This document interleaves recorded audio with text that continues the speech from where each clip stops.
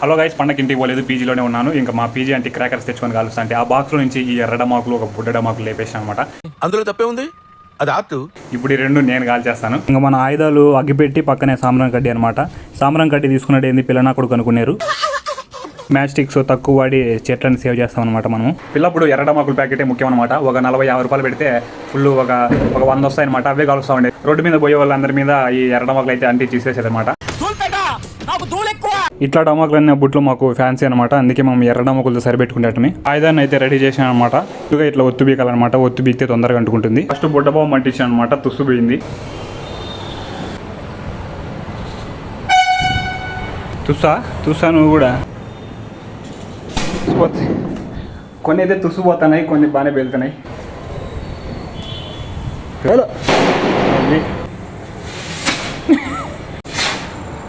ఇంక 2 ఉన్నాయన్నమాట. దాంట్లో సగానికి సగం తుస్సే పోయినాయి.